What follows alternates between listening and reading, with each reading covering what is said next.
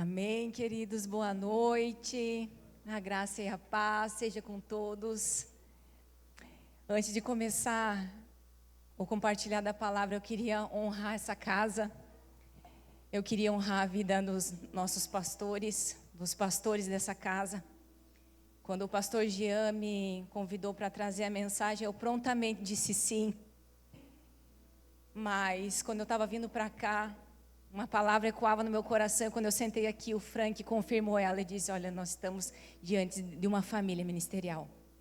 Nós estamos diante, sobre a cobertura de um legado frutífero que começou lá atrás com a vida do pastor Jean e tem perpetuado até hoje. A gente vê os filhos servindo, eles chegaram numa viagem longa, gente, são 13 horas, serviram numa grande conferência lá, estão aqui servindo essa casa.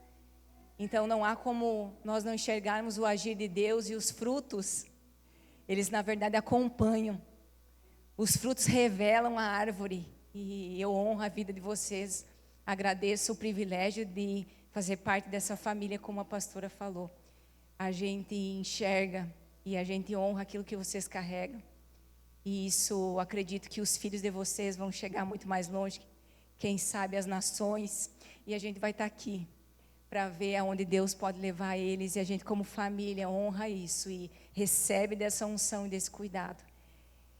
Durante a semana, gente, eu comecei a orar pelos irmãos aqui de Tijucas e falando: Senhor, o que o Senhor tem para nós? O que o Senhor tem para essa casa?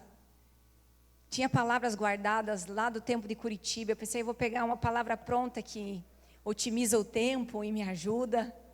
Mas o Senhor falava sobre relacionamentos. Eu creio que o Espírito Santo colocou essa palavra sobre relacionamentos e conexões. É algo do coração do Pai, eu creio, que Ele quer falar conosco essa noite e, na verdade, nos pontuar, nos relembrar do poder que há em nos relacionar. Eu não sei se para você tem como facilidade o relacionamento, você enxerga o poder que é ser pertencente a um corpo e se relacionar com as pessoas. Mas eu acredito que os filhos de Deus, eles conseguem discernir os tempos e as estações. E nós vivemos um tempo onde nos compartilhado, ou quem sabe sobrevendo até nós, conexões que são efêmeras, que são temporais, que não duram perpetuamente. Nós vivemos numa era conectados hoje nas nossas redes sociais, nós colocamos aquilo que nós queremos aparentar para as pessoas no nosso feed, 1% da nossa vida está ali, e nós temos seguidores, nós temos pessoas, isso tudo é muito bom, porque tem muitas pessoas que são relevantes na internet, a gente recebe desse conteúdo, mas dá uma sensação de falsa conexão, de falsa profundidade. E hoje as pessoas estão vivendo esses relacionamentos aonde você não consegue enxergar o fruto da vida, mas você chama de amigo, você chama, olha, eu tenho vários amigos na internet. E eu acredito muito que a igreja local seja esse lugar aonde de fato nós temos relacionamentos reais, pessoas reais, que quando você entra pelaquela porta, eles conhecem você pelo seu caminhar. Eles conhecem você pelo seu olhar, se você passou uma semana bem ou uma semana mal. Eu acredito, e eu sempre falo lá em Porto Belo que eu romantizo a igreja local. Porque às vezes nós chegamos naquela porta quebrados, e a igreja local é esse lugar, esse organismo vivo, onde a própria palavra fala que Jesus, ele é o cabeça da igreja, e nós somos o corpo. Onde há uma estrutura orgânica, onde o Espírito Santo passeia pela noiva, eu creio. Onde nós somos desafiados, onde nós somos esticados a nos relacionar, a nos conectar. E eu lhes garanto que não há vida longe do corpo, longe de uma profunda comunhão. E eu trouxe para vocês, para compartilhar o Evangelho de João 15, você não precisa abrir sua Bíblia especificamente nessa passagem, mas na próxima. Eu quero ler contigo a parábola da videira verdadeira, onde Jesus, ele está reunido com os seus discípulos e ele traz essa figura e comunica tanto ao nosso coração e fala de relacionamento, fala de comunhão. A passagem diz assim: eu sou a videira verdadeira e o meu pai é o agricultor. Todo ramo que estando em mim não dá fruto, ele corta. Todo ramo que dá fruto, ele poda, para que dê mais fruto ainda. Vocês já estão limpos pela palavra que tenho dado. Permaneçam em mim e eu permanecerei em vocês.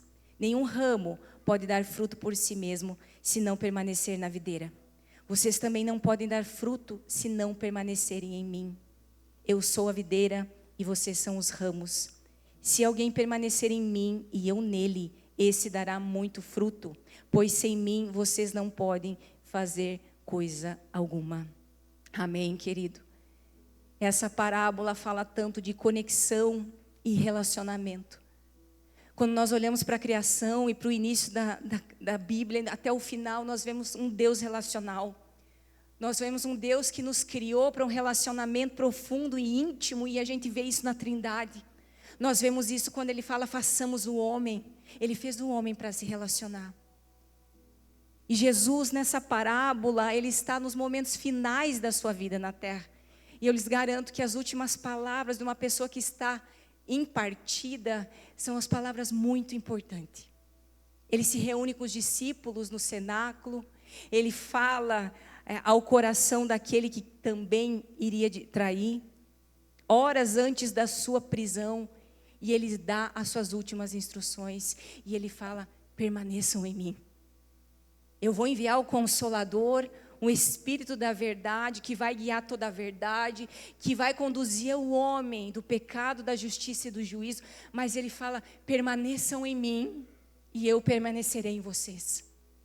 E quando se fala de relacionamento, a gente entende que há alguém que nos sustenta, há algo, há uma seiva de vida que nos sustenta, e a partir desse lugar de permanecer na videira, de permanecer como um ramo conectado, é que daí que frutifica e que surge todas as coisas.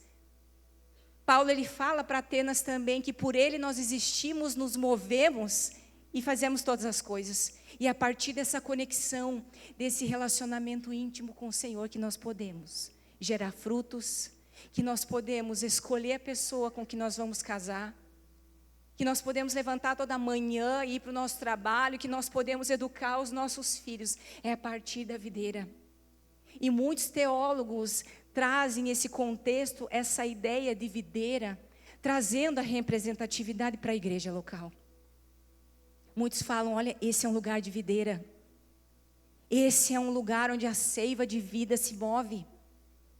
E se você bem lembrar como você chegou para Jesus, eu não sei quanto tempo você está com o Senhor, mas a gente chega, um caniço quebrado, não chega? Um ramo sem vida, um ramo solto. Muitos têm a sorte de bênção de vida, um lar estruturado, com princípio cristão. Mas muitos de nós chega completamente seco.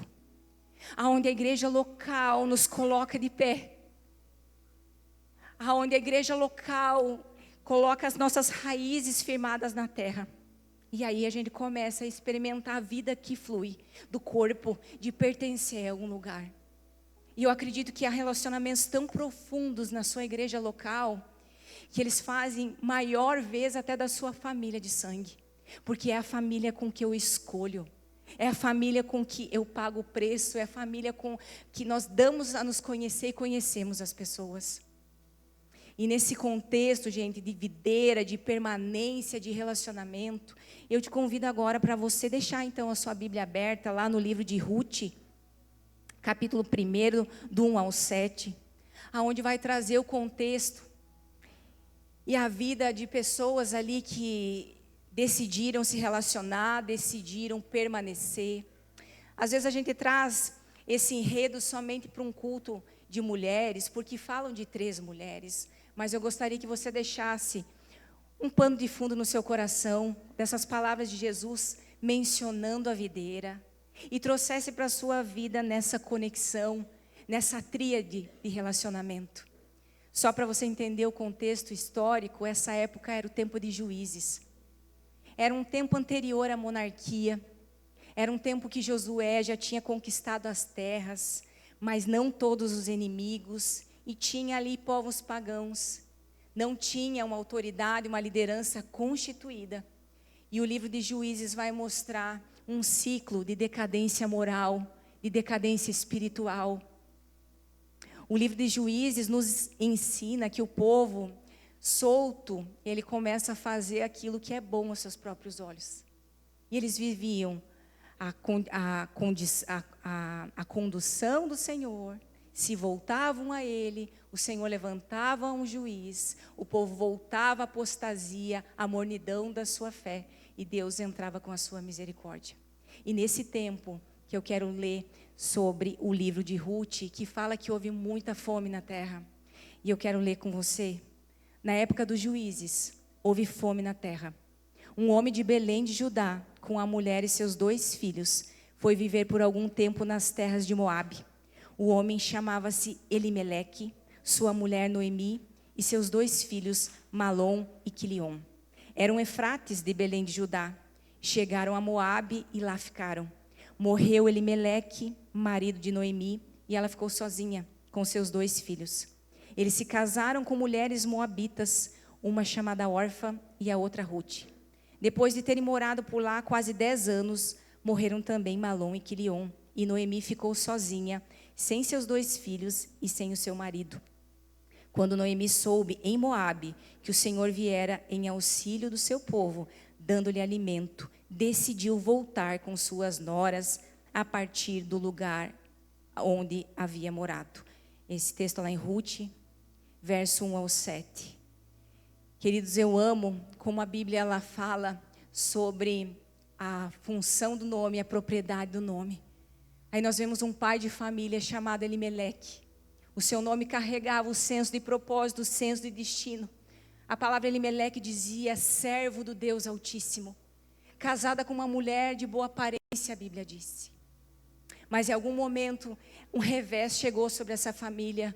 Um tempo de escassez, um de repente de Deus, algo que sobrevém incontrolável. Esse homem, que servo do Senhor, ele sai da terra de Belém, que significava terra de pão. Ele sai de Judá, que significava terra do louvor. Eufrata, terra frutífera. E ele pega a sua família, a sua mulher e vai para a terra de Moabe. Nós sabemos historicamente que Moabe era um povo que era inimigo de Israel. Era um povo misturado, um povo que adorava outros deuses. E um homem que era reconhecido e apontava o seu destino pelo próprio nome, um servo do Senhor. Ele deixa o lugar da presença, ele deixa a terra onde tinha pão. E ele vai para a terra dos seus desejos. Moabe significa os desejos. Moabe significa, quem sabe, aquelas concessões que a gente faz durante a caminhada. Quem sabe aquelas palavras que a gente fala, isso não tem nada a ver. Ou a terra onde eu vou pela força do meu braço. E se você ficar pensando, olha, não tem nenhum achado que diga que aquele homem saiu da presença, mas ele gera 2 filhos, chamados Quilion e Malom.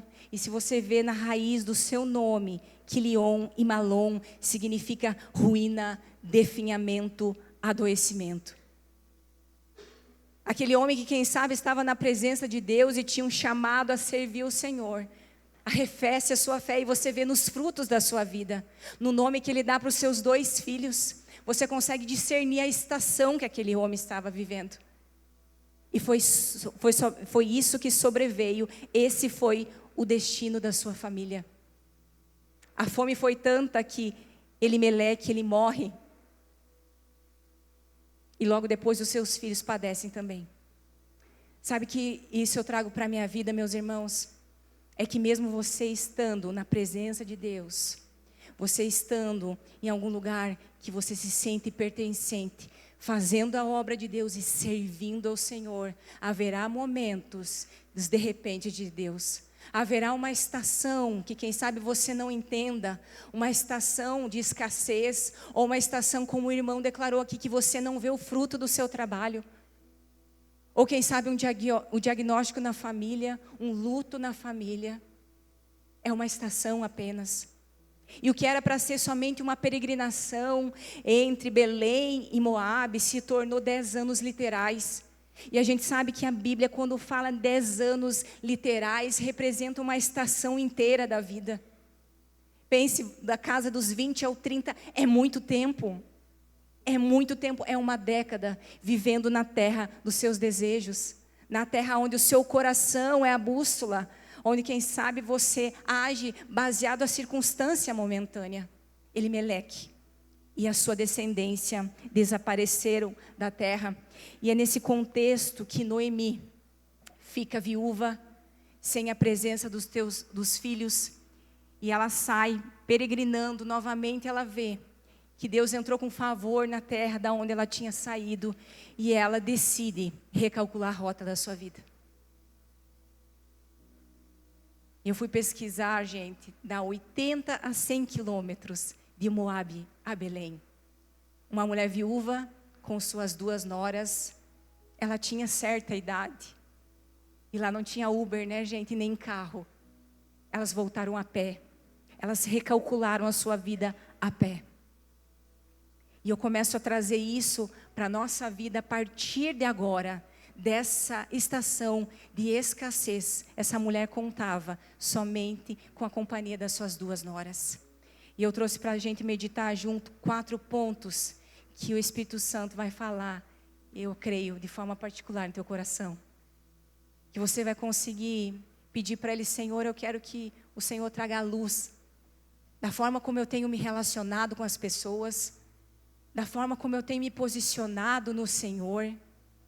Às vezes você está há muito tempo na igreja, e eu queria te perguntar: você sabe o que é permanecer em Cristo?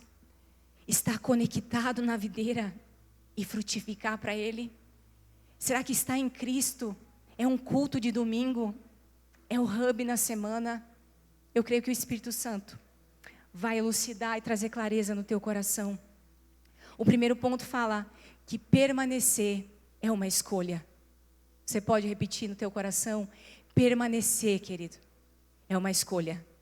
E quando nós olhamos com a palavra permanência, nós vamos trazer para o contexto de Ruth, que foi aquela que decidiu permanecer.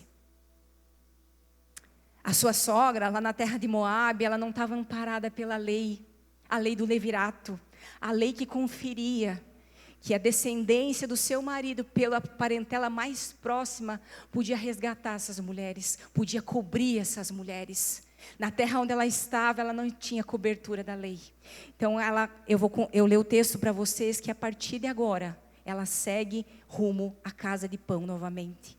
Noemi aconselhou: veja, a sua concunhada está voltando para o seu povo e para o seu Deus. Volte com ela.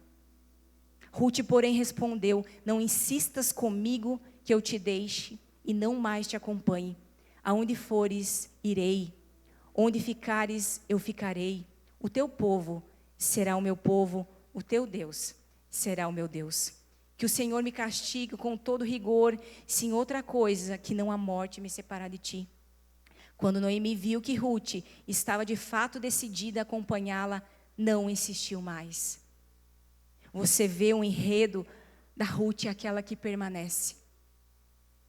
A Ruth era uma moabita, querido, nascida do incesto lá do seu pai Ló, com as suas filhas. Quem sabe nos nossos tempos de hoje, aquela improvável, aquela que ninguém vê virtude, é aquela marginalizada, mas ela é aquela que decide formar uma aliança com a sua sogra e permanece. Eu acredito que tinha dado tempo dela saber como sua sogra se comportava nos momentos de crise. Como a sua sogra vivia a sua vida. Ela se ligou à sua sogra quando a sua sogra não tinha mais nada o que oferecer. A sua sogra não tinha mais idade para gerar descendência, não tinha mais uma cobertura, não tinha mais, quem sabe, aonde recostar a sua cabeça. E uma estrangeira que não conhecia o Deus verdadeiro. Ela discerniu que ela queria que o Deus da sogra dela fosse o seu Deus. Nós já conhecemos essa declaração. Mas a profundidade que diz isso, ela fala: olha, eu não quero mais seguir a esse Deus misturado. Eu quero permanecer. Permanecer e voltar para a presença de Deus. O que a gente pode extrair da vida da Ruth, querido, é que ela serve a sua sogra sem nada em troca. Você consegue trazer isso para a sua vida? Quais são aquelas pessoas que Deus coloca e Ele vai colocar para provar a inteireza do nosso coração? Aquelas pessoas que não podem nos oferecer nada. E nós a servimos e andamos a 2ª milha e lavamos os pés como Jesus fazia. Hoje nós vivemos na cultura desse mundo do network. Você conhece a palavra network? Os acessos.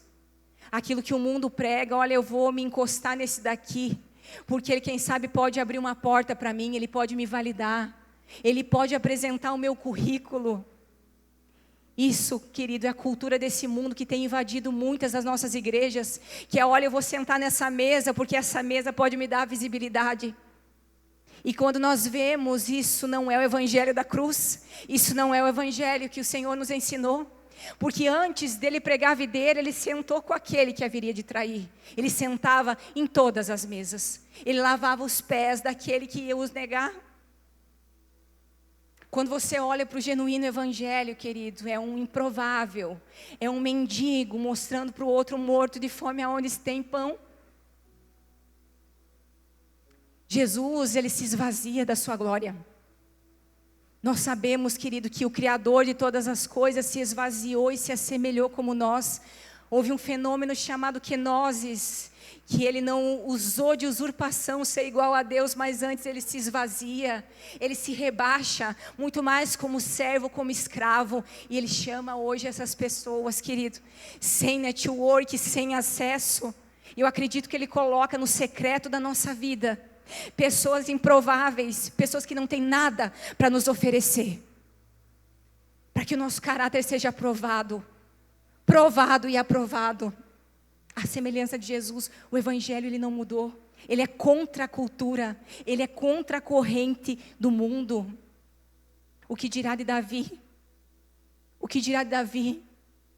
O pai dele não admitiu o valor nele, colocou todos os outros filhos. Quando Deus manda o profeta lá para ungir, olha, tem um servo meu. O espírito tinha se apartado de Saul pelas suas más decisões. Ele fala, olha, tem um servo meu nos campos.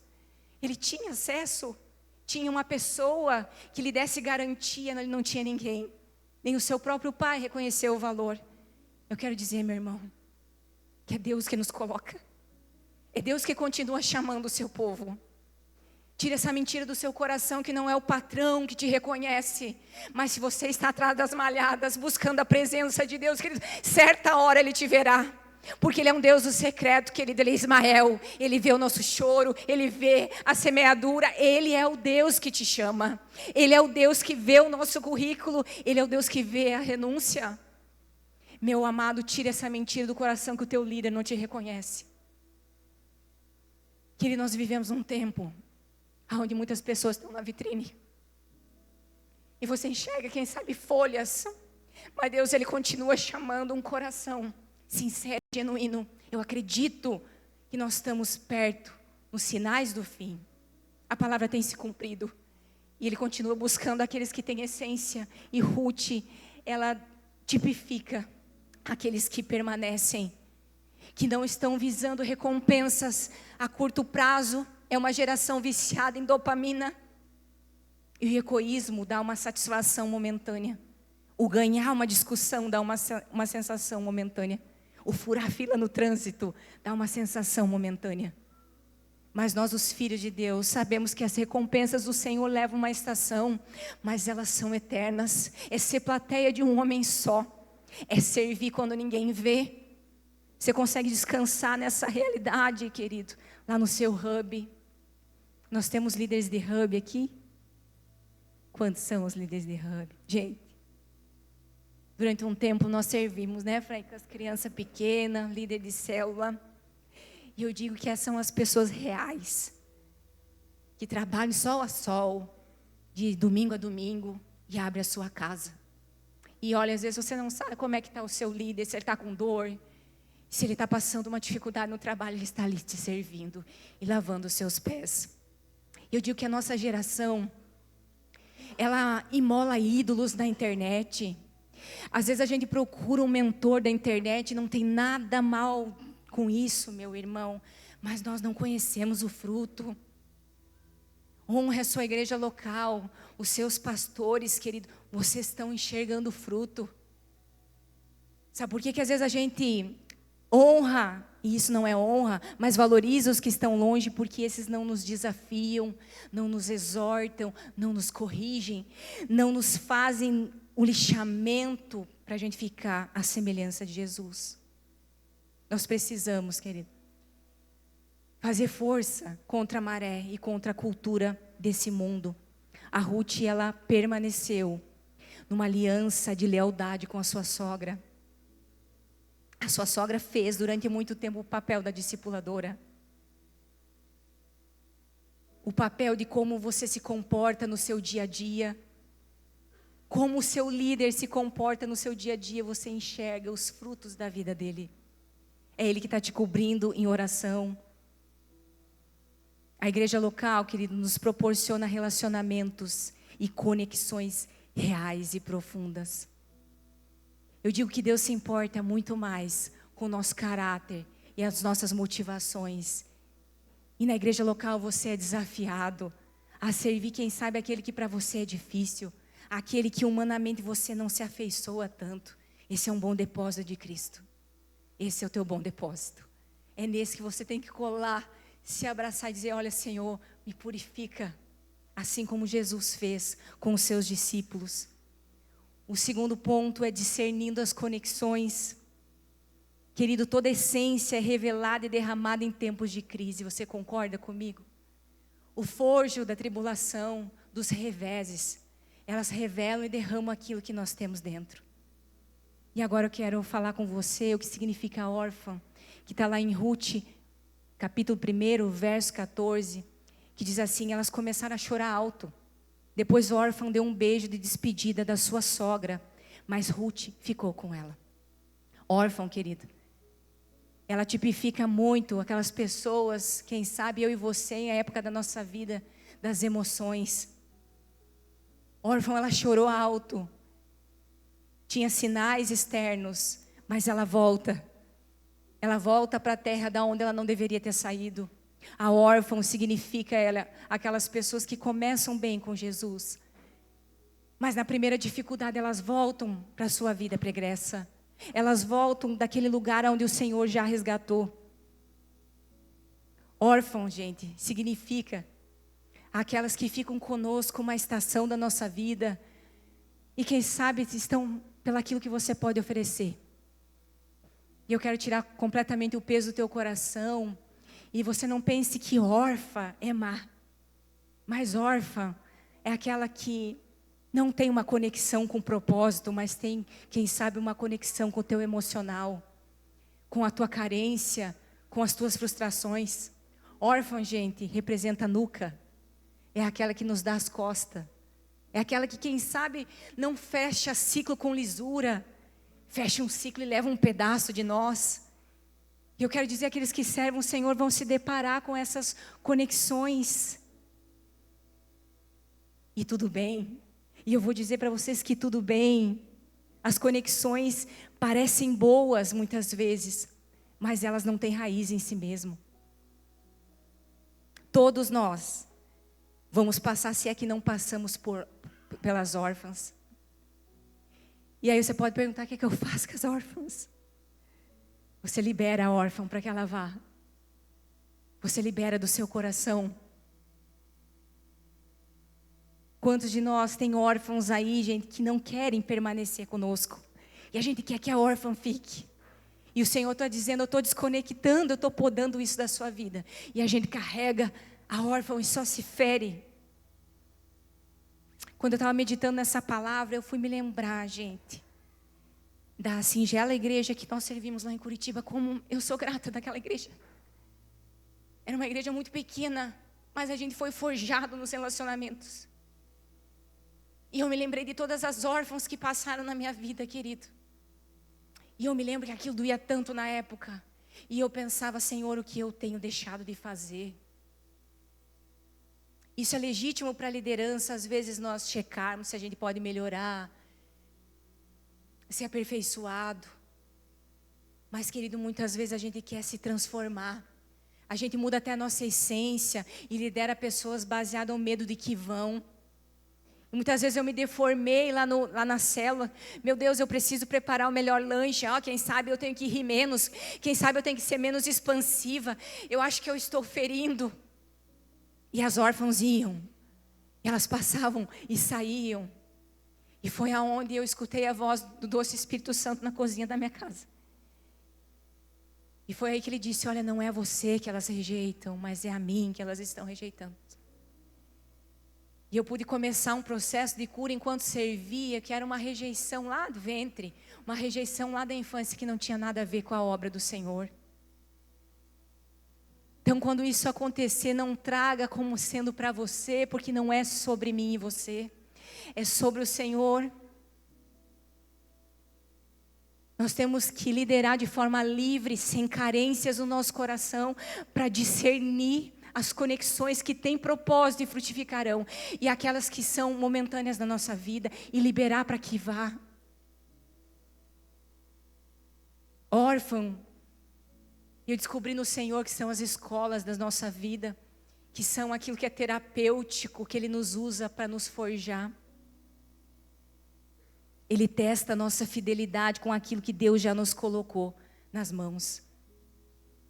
Lá no seu hub, querido. Peça a Deus um espírito de discernimento e sabedoria. Para saber aqueles que são amigos, aliança de propósito. E aqueles que às vezes você tem que deixar a mão aberta, deliberada, para que chegam e para que vão. E libere, querido. Abençoa para que vá. A órfã viveu dias de glória, dias de luto com você, mas ela precisa partir. Eu acredito muito que Deus testa a fidelidade no pouco. O que foi que Deus colocou na sua mão? Foi uma ovelha?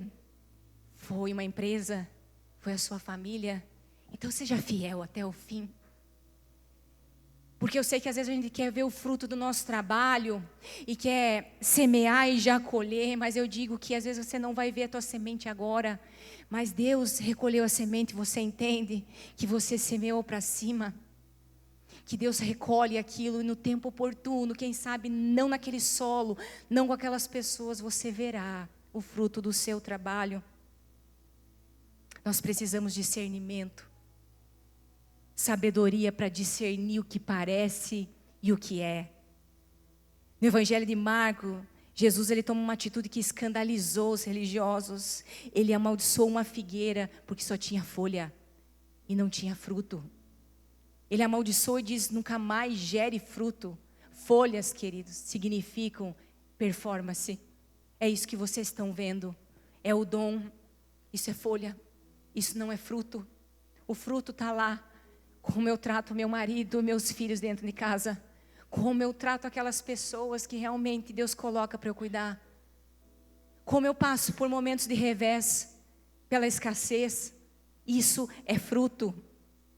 E se você tem alguma órfã no seu coração, seja grato. Libere ela das suas emoções.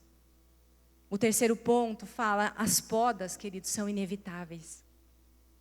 Então, se você está no Senhor e na videira, você se prepare para as podas. E eu quero lhe perguntar: a tesoura de jardineiro está na mão de quem? Quem é o jardineiro? Jesus. Então a poda que ele não vem do inimigo. Os cortes não vêm do maligno. João 15:2 fala: todo ramo que estando em mim dá fruto, ele corta. E todo que dá fruto, ele poda. Então nós seremos podados pelo Senhor. Nós fomos criados por Jesus, por Deus, pela Trindade perfeita, para o resplendor da glória de Deus e para frutificar. E se as mulheres aqui gostam, né, de flores, de plantas, e tem uma mão boa que a gente fala, né, que planta e a coisa floresce, a gente sabe que a poda ela é mais importante, não é verdade, gente? Quando a gente tem apreço pelaquela planta, pelaquela árvore, nós vamos tirar o excesso. Nós vamos tentar tirar os pulgões, aquela folha que já está amarelada. E eu acredito que poda dói. Poda dói. Tanto que até a planta, né, escorre a seiva, como se fosse a lágrima da planta. Mas é necessário, querido, para que, se você já está frutificando, você dê mais fruto ainda. Aí você pode perguntar: o que é fruto na minha vida pessoal, na minha vida de forma prática? A Bíblia fala de 3 frutos: o fruto do Espírito Santo, que está lá em Gálatas, que é amor, alegria, paz, paciência, bondade, fidelidade, mansidão e domínio próprio. Fruto também é o resultado do nosso trabalho, daquilo que trabalhamos e queremos ver a semente na vida da pessoa, vidas transformadas. Mas o fruto também remete em vidas sendo salvas. Isso é fruto na nossa vida. E trazendo para a analogia da videira, a poda, querido, é o processo de Deus nos aperfeiçoando. Então, se você está inserido num corpo, se você é ramo da videira verdadeira, se prepare para as podas. Elas vão estimular o nosso aperfeiçoamento, o nosso caráter. Elas vão estimular a produção de mais fruto. Eu li uma frase essa semana na internet que fala: é melhor ser podado para crescer do que ser cortado para queimar. O ramo que não deu fruto e foi lançado para a destruição foi Judas, aquele que tinha uma aparência, mas não permaneceu. Nem com o Senhor, nem no Senhor, nem nos caminhos do Senhor. Então, se você está passando por momentos de poda, se você glorifica o nome do Senhor, você agradeça ao Senhor. Que pode ser a poda na nossa vida, querido. Quem sabe uma estação de desconexão, de pessoas nos deixando, de amizades inesperadas se rompendo. Quem sabe frustrações, os nãos de Deus. Deus quebrando o nosso orgulho, quebrantando o nosso coração. Porque não há sentimento e pecado mais distante do Senhor que o orgulho no nosso coração. Na prática, a poda, ela pode acontecer através da palavra de Deus.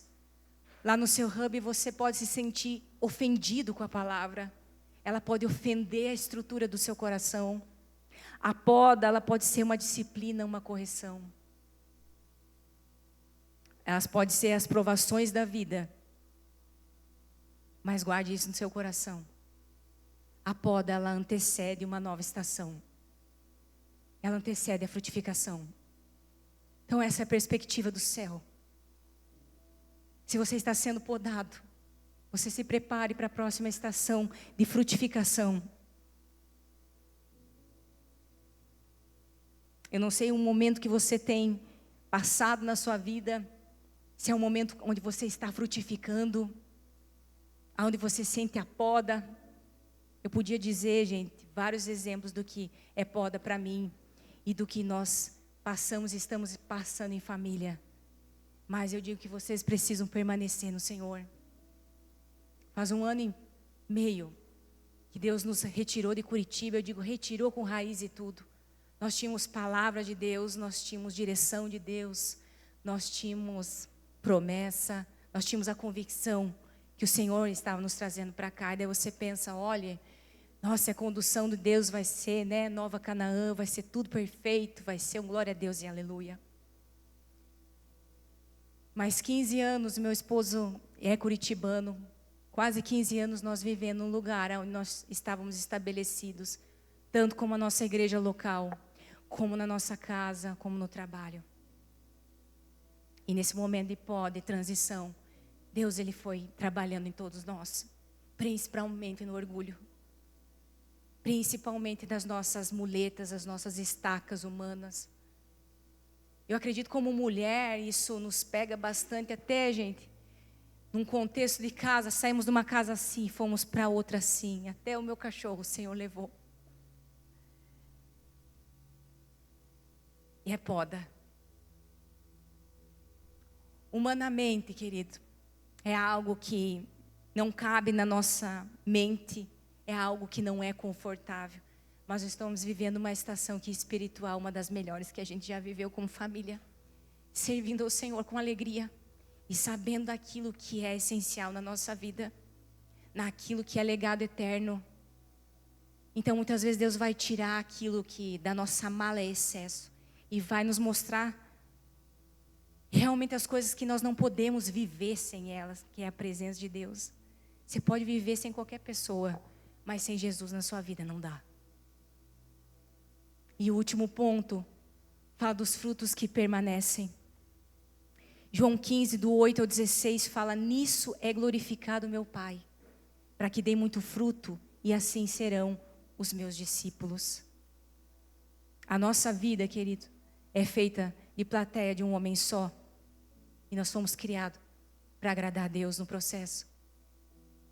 E o final da história da vida de Ruth e Noemi, desse contexto de relacionamento, onde uma permanece, outra retrocede, nós vemos a promessa se cumprindo na vida de Ruth.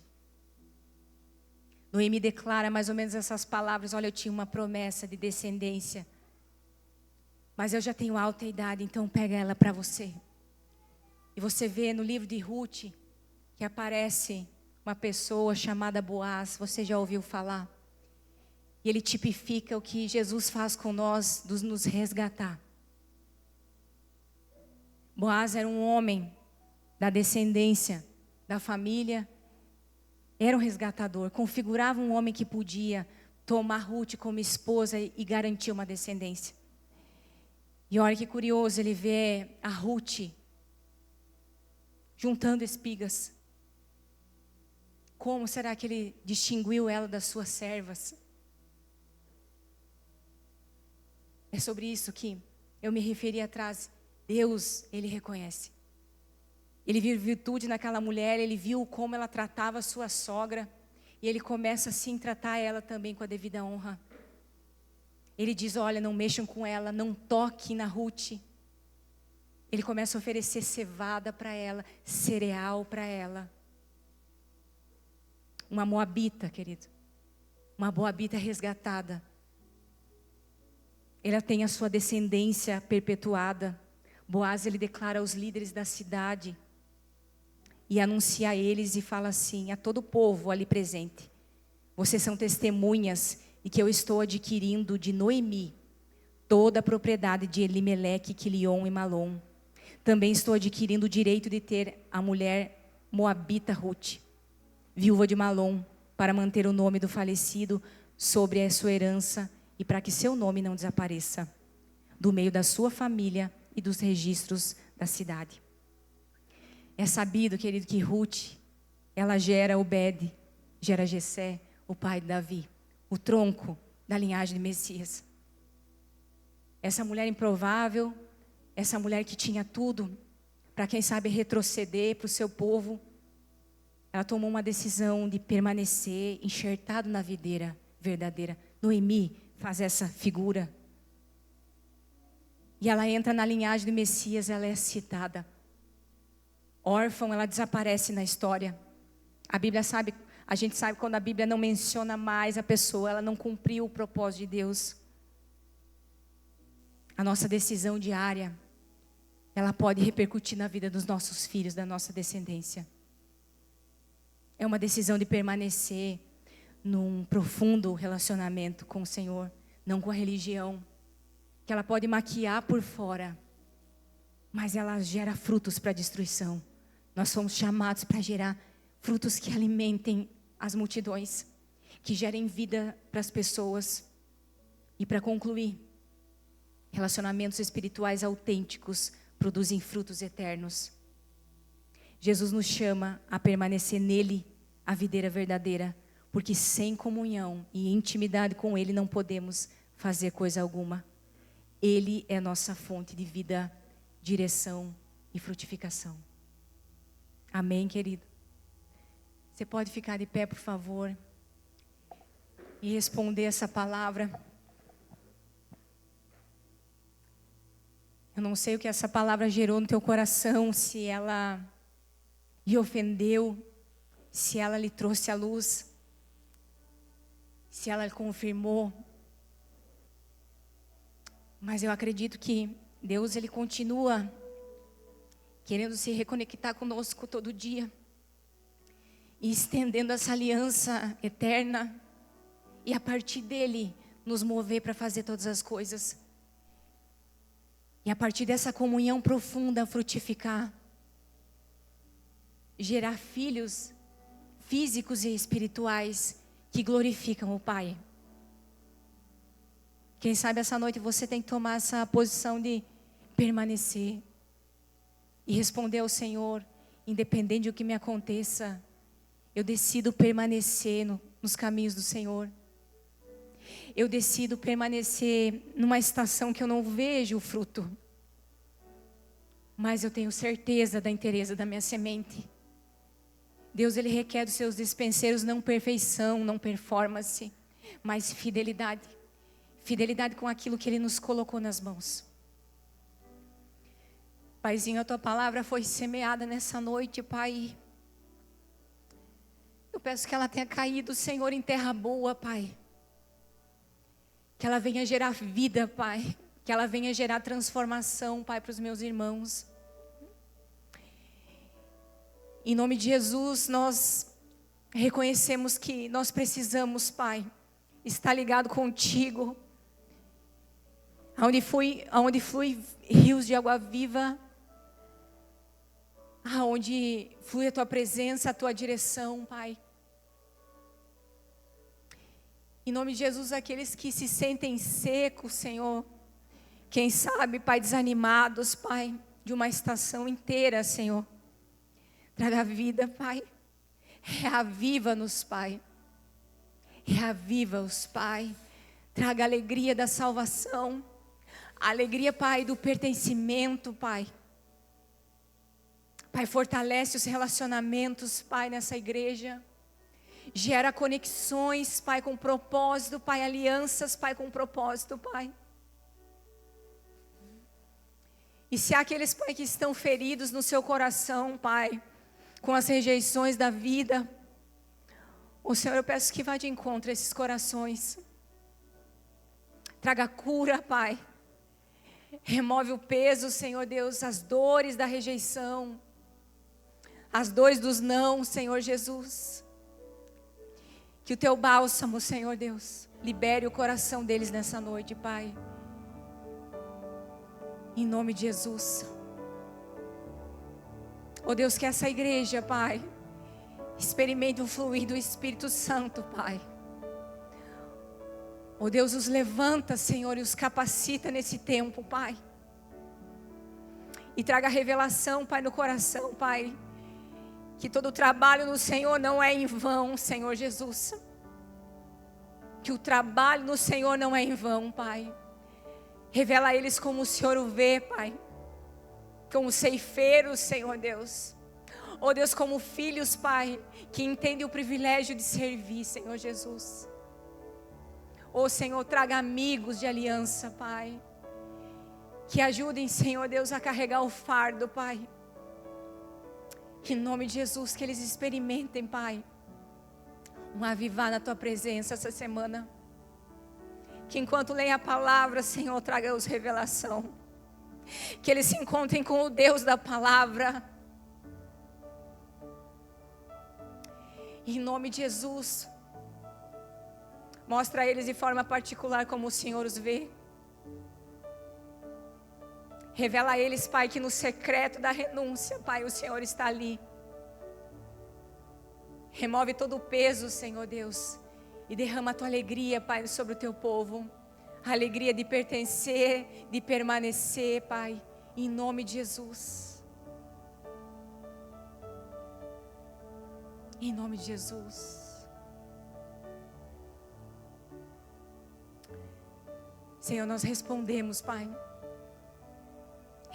Respondemos em fé, com uma atitude no nosso coração, Pai, de permanecer, Pai, nos Teus caminhos, de responder, Senhor, ao Teu chamado, Pai. Os firma, Pai, na videira, Senhor, e nos dê, Pai, um espírito de discernimento e sabedoria na próxima estação. Mostra a Ele, Pai, as alianças, Pai, que são separadas por Ti, Pai. E aquelas que eles precisam deixar aí, Pai. Em nome de Jesus, traga amigos com propósito, Senhor Jesus. Nós entregamos, Pai, a semana nas Tuas mãos. O próximo mês, a próxima estação nas Tuas mãos, Senhor. Nós queremos frutificar, Senhor, para o louvor da Tua glória, Pai. Frutos que permanecem, Pai. Relacionamentos que nos geram vida, Senhor, e nos colocam de pé, Pai. Em nome de Jesus, muito obrigada, Senhor, por esse tempo, Pai. Muito obrigada, Senhor, pelo Teu povo que aqui se reúne, Pai. Em nome de Jesus.